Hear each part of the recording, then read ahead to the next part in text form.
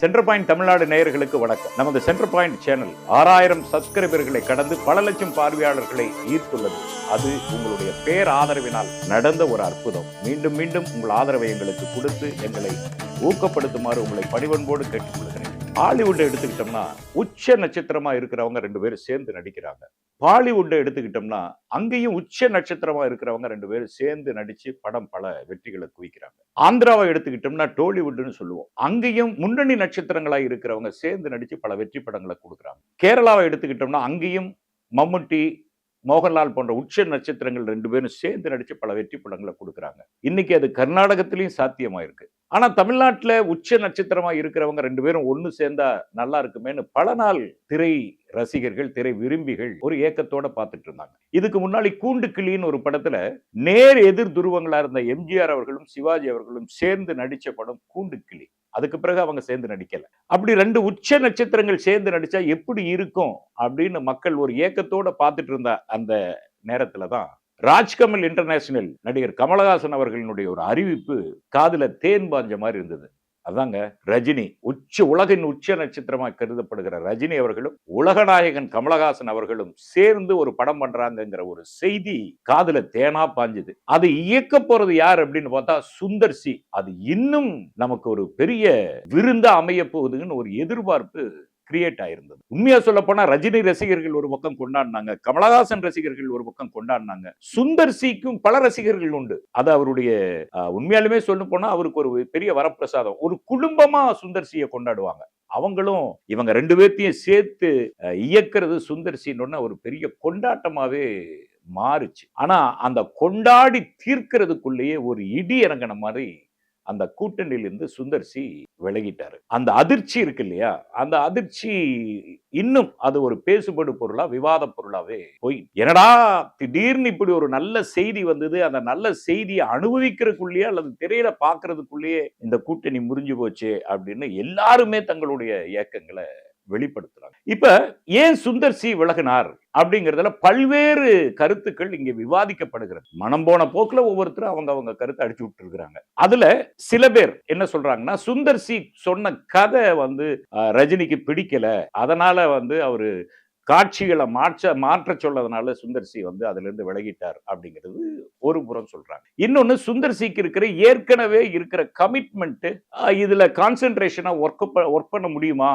அப்படிங்கிற ஒரு டவுட்ல அவர் விலகிட்டாரு அப்படின்னு பல விதமா பேசிட்டு இருக்காங்க. இப்ப நல்லா பாத்தீங்கன்னா நடிகர் ரஜினிகாந்த் அவர்கள் ஏற்கால கதாபாத்திரங்களே இல்ல. பல்வேறு கதாபாத்திரங்கள்ல அவர் நடிச்சதுனாலதான் இன்னைக்கு அவர் சூப்பர் ஸ்டார், தலைமுறை கடந்து அவர் சூப்பர் ஸ்டார். ஆனா அவருமே பாத்தீங்கன்னா கடந்த 4-5 அல்லது 8 வருடங்களா ஜெயிலர், காலா போன்ற படங்கள் எல்லாம் என்ன ஆச்சுன்னா இந்த கத்தி, கபடா, அருவாளு, ரத்தம் அந்த போக்குல உச்ச நடிகர் ரஜினிகாந்த் அவர்களும் போயிட்டார். அதே மாதிரி நடிகர் கமலஹாசன், உலக நாயகன் என்று கொண்டாடப்படுகிற கமலஹாசன், எந்த கதாபாத்திரத்தை கொடுத்தாலும் அதுல வெற்றி பெற முடியும்னு உலகத்திலேயே விரல் விட்டு எண்ணக்கூடிய நடிகர்களில் அந்த வரிசையில் இருக்கிற நடிகர் கமலஹாசன் கூட தக் லைஃப், விக்ரம் போன்ற படங்களில் அருவாளு, கத்தி, கபடா, பீரங்கி, குண்டு, ரத்தம் அப்படின்னு போயிட்டார். இந்த கூட்டணியில் இருப்பாருங்க.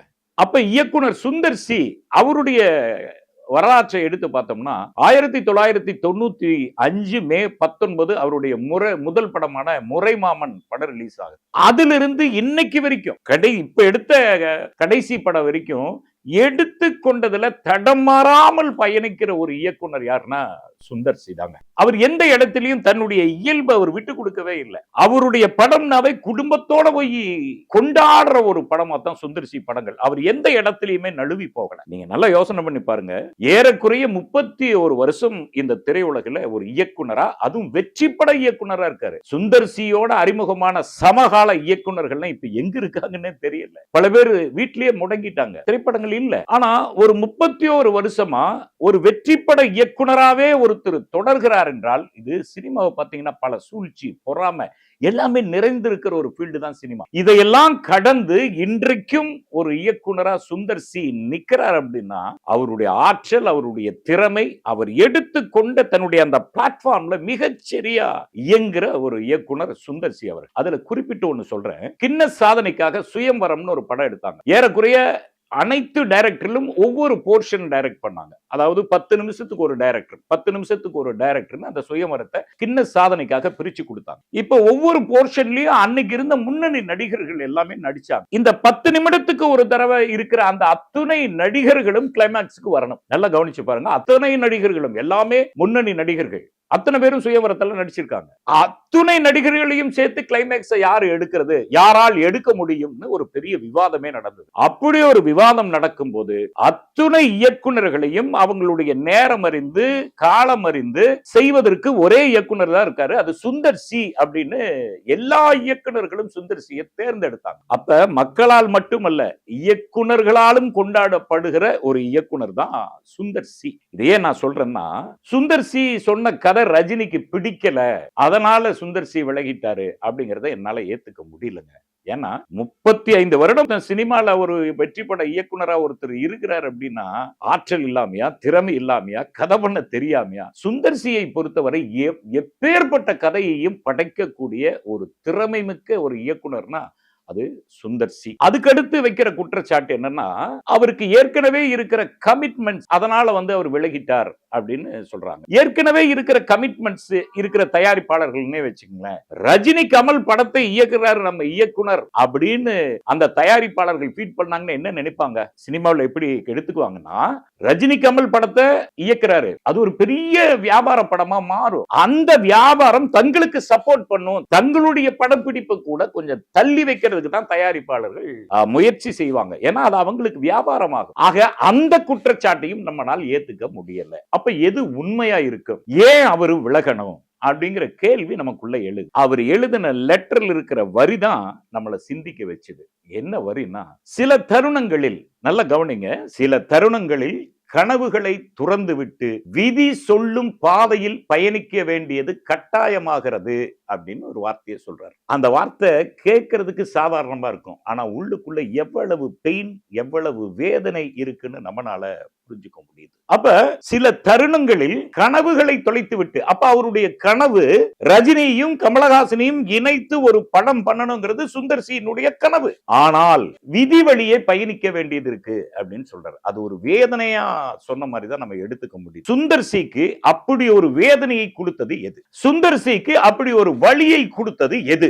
அந்த சிந்தனைக்குள்ள போனாதான் சுந்தர் சியினுடைய விலகலுக்கான உண்மையான காரணத்தை நம்மளால் புரிஞ்சுக்க முடியும். என்னை பொறுத்தவரை சுந்தர் சியினுடைய விலகலுக்கு காரணம் அவர் சொல்லும் கதையை ரஜினி நிராகரித்தால் என்பதற்காக அல்ல, நேர நெருக்கடி என்பதும் அல்ல, இதில் அரசியல் இருக்கிறது என்பதுதான் நம்முடைய தீர்க்கமான முடிவாக இருக்கிறது. என்ன அரசியல்? 2026 தமிழ்நாடு சட்டமன்ற தேர்தல். அந்த சட்டமன்ற தேர்தலில் திமுகவை வீழ்த்திவிட வேண்டும் என்பதற்காகவே பாஜக பல உத்திகளை செய்து கொண்டிருக்கிறது. இன்னைக்கு 2026 தேர்தலை மையமாக வைத்துதான் சினிமாவும் இயங்க ஆரம்பிச்சிருக்கு, அரசியலும் இயங்க ஆரம்பிச்சு. இப்ப அரசியல்ல பாத்தீங்கன்னா யார் யாரோட கூட்டணி சேர்றது, யார விரட்டி விடுறது, அல்லது யாரை சேர்த்துக்கிட்டா அதிக ஓட்டு வாங்க முடியும், இப்படிங்கிறது அரசியல்ல பயணிக்கிறவங்க அவங்க முடிவுகளை எடுத்துக்கிட்டு இருக்காங்க. சினிமால பாத்தீங்கன்னா மக்களிடையே அபிமானம் பெற்றிருக்கிற நடிகர்களை எப்படி தங்கள் வசம் வைத்துக் கொள்வது, அவர்களை வைத்து எப்படி ஓட்டு வாங்குவது அப்படிங்கிறது சிந்திக்கிறவங்களும் இருக்காங்க. அப்ப சினிமாவையும் அரசியலையும் அடுத்து வர 26 தேர்தலுக்கு பயன்படுத்துகிற போக்கு இப்ப நடைபெற்று இருக்கு. அதுக்கும் சுந்தர் சி விலகலுக்கு என்ன சம்பந்தம்னு நீங்க கேட்கலாம். கமல் ரஜினி நடிக்கிற படத்தை சுந்தர் சி இயக்குறாருன்னு வச்சுக்கீங்களேன். 2026 தேர்தல் அந்த காலகட்டங்கள்ல எப்படி இருந்தாலும் படத்தினுடைய ஒரு முக்கால்வாசி பாகம் முடிந்திருக்கு இல்லையா? முடிஞ்சிருக்கு. திராவிட முன்னேற்ற கழகத்துக்கு ஆதரவா உலகநாயகன் கமலஹாசன் அவர்கள் நிச்சயமாக பிரச்சாரத்திற்கு செல்வார். அப்படி பிரச்சாரத்திற்கு செல்லும் போது ரஜினியோடு நடித்த அனுபவங்களை அவர் மேற்கோள் காட்டியோ அல்லது அதை பற்றியோ அவர் மேடைகளில் பேசுவதற்கு வாய்ப்பு இருக்கிறது. திராவிட முன்னேற்ற கழகத்தை ஆதரிக்கிற திரு கமலஹாசன் அவர்கள் ரஜினியோடு பயணிக்கிறார் என்பது ரஜினியினுடைய ஆதரவாளர்களை திராவிட முன்னேற்ற கழகத்தின் பக்கம் திருப்பிவிடும். இதுல அடுத்தது முக்கியமானது என்னன்னா, வேற வேற இயக்குனர்கள் இருக்காங்க, வேற நடிகர்கள் இருக்காங்க. அவங்க எடுக்கிற படம் எல்லாம் பாத்தீங்கன்னா ஒரு சார்பு மக்கள் தான் பார்க்கணும். இப்ப கத்தி கபடா அறுவாள் எல்லாம் பாத்தீங்கன்னா அது ஒரு இளைஞர்கள் பார்க்கிற படமாக இருக்கு. யூத் படங்கள் எடுக்கிறாங்க, அது இளைஞர் மாணவ மாணவிகளும் இளைஞர்களும் பார்க்கிற படங்களா அமைஞ்சிருக்கு. ஆனா சுந்தர் சி எடுக்கிற படங்களை பாத்தீங்கன்னா குடும்பத்தோட கொண்டாடுற படமா இருக்கு. இப்ப நம்ம சில திரைப்படங்களை பார்க்க போறோம். சில படங்களை பார்க்கும்போது அந்த கிளைமேக்ஸ் காட்சியினுடைய அந்த சுமை இருக்குல்ல, அப்படியே நெஞ்சில ஒரு 2 நாளைக்கு இருக்கு. இன்னும் சில திரைப்படங்களை பார்க்க போறோம். அந்த திரைப்படங்கள் வந்து நெஞ்சுக்குள்ள ஒரு வலியும் வேதனையும் உருவாக்கும். ஆனா சுந்தர் சி படங்களை மட்டும் பாருங்க, வாங்க நம்ம குடும்பத்தோட பார்க்கலாம். அவர் படத்தை பார்த்துட்டு வந்தா ஒரு 2-3 நாளைக்கு நமக்கு வந்து ஒரு குதூகூலமா ஒரு இருக்கும். அப்படி மக்களுடைய மனதை அறிந்து அவங்களுடைய ரசனையை புரிந்து குடும்பம் கொண்டாடும் ஒரு திரைப்படத்தை எடுக்கக்கூடிய ஆற்றல் படைத்தவர் சுந்தர் சி அவர். ரஜினியும் கமலையும் வைத்து சுந்தர் சி படம் இயக்கினால் 2026 தேர்தலில் அது ஒரு மிகப்பெரிய தாக்கத்தை ஏற்படுத்தும் என்பதுதான் பாஜகவினுடைய பயம். இப்ப நடிகர் விஜய் அவர்களை வந்து தேர்தல் களத்தில் இறக்கி விட்டது பாஜக. அப்ப இன்னைக்கு விஜய் ரசிகர்களா இருக்கிறவங்க நாளைக்கு தேர்தல்ல வந்து அவங்க வந்து விஜய்க்கு ஓட்டு போடுறாங்கன்னு வச்சுக்கோங்களேன். இப்போ விஜய் ரசிகர்களை விட பல 100 மடங்கு ரசிகர்களை வைத்திருப்பவர் நடிகர் ரஜினிகாந்த் அவர். விஜயை விட பல 100 மடங்கு ரசிகர்களை வைத்திருப்பவர் நடிகர் கமலஹாசன் அவர். அப்ப எந்த நோக்கத்துக்காக விஜயை வந்து அரசியல் களத்துல இறக்கி விட்டமோ அது அடிபட்டு போயிருங்கிற பயத்துல இந்த ரஜினிகாந்த் கமலஹாசன் சுந்தர் சி கூட்டணி விஷயத்துல பாஜக விளையாண்டு இருக்கிறது. எப்படி விளையாட முடியும் கேக்குறீங்க? சுந்தர் சியினுடைய மனைவி திருமதி குஷ்பு அவர்கள் பாஜகவுல ஒரு முக்கிய பொறுப்புல இருக்காங்க. இப்ப குஷ்பு கிட்ட சுந்தர் சி இந்த படத்தை இயக்குனா எந்த நோக்கத்துக்காக நம்ம விஜய அரசியல்ல இறக்கணுமோ, எந்த நோக்கத்தை வைத்து திமுகவை வீழ்த்த வேண்டும் என்று நம்ம நினைச்சு அதை நோக்கி நகர்ந்து கொண்டிருக்கிறோமோ அதற்கு ஒரு பாதிப்பு வரும் என்பதை உணர்ந்த பாஜக திருமதி குஷ்பு அவர்களிடம் சொல்லி சுந்தர் சியை இதிலிருந்து விலகச் சொல்லுங்க என்கிற ஒரு அழுத்தத்தை பாஜக குஷ்பு அவர்களுக்கு கொடுத்திருக்கிறது. குஷ்பு சுந்தர் சியிடம் இங்க நடக்கிற அந்த அரசியல் விஷயத்தை சொல்லி சுந்தர் சியை பின்வாங்க வைத்திருக்கிறார் என்பதுதான் நிஜம். அதனால்தான் சுந்தர் சி குறிப்பிடும் போது சில தருணங்களில் கனவுகளை விலக்கி வைத்துவிட்டு விதி வழியே பயணிக்க வேண்டிய கட்டாயம் ஏற்படுகிறதுங்கிற அந்த வார்த்தையை அவ்வளவு வேதனையோடவும் அவ்வளவு வலியோடவும் சொல்லியிருக்கிறார் சுந்தர் சி. ஆகவே சுந்தர் சி ரஜினிகாந்த் கமலஹாசன் கூட்டணியிலிருந்து சுந்தர் சி விலகுவதற்கான முதற் காரணம் 2026 நடக்க போகும் சட்டமன்ற தேர்தலில் பாஜக திராவிட முன்னேற்ற கழகத்தை வீழ்த்த வேண்டும் என்கிற நோக்கத்தில் செயல்படும் பாஜகவின் அழுத்தம் தான் சுந்தர் சி இந்த கூட்டணியிலிருந்து விலகுவதற்கான முழு முதற் காரணி என்பதை நம்மால் புரிந்து கொள்ள முடிகிறது. தமிழ் சமூகமும் புரிந்து கொண்டிருக்கிறது. இப்ப நம்மளை பொறுத்தவரை என்னன்னா முதற் கோணல் முற்றிலும் கோணல் அப்படிங்கிற ஒரு சொல்லாடல் எப்போதுமே உண்டு. இப்ப ரஜினிகாந்த் அவர்களும் கமலஹாசன் அவர்களும் இணைந்து நடிப்பது என்பது நம்ம ஏக்கமாகவும் இருக்கிறது, தமிழ் சமூகத்தினுடைய ஏக்கமாகவும் இருக்கிறது. அதனால் எந்த அழுத்தத்திற்கும் பயப்படாமல் சினிமாவில் அரசியலை கலக்காமல் விலகிய சுந்தர் சியை மறுபடியும் அழைத்து இந்த கூட்டணி அந்த திரைப்படத்தை எடுக்க வேண்டும். அந்த திரைப்படம் நிச்சயமாக தமிழ் திரையுலகில் ஒரு மைல் கல்லாக பார்க்கப்படும். எப்படி கூண்டுக்கிளியில் எம்ஜிஆர் அவர்களும் சிவாஜி அவர்களும் இணைந்து நடித்தார்களோ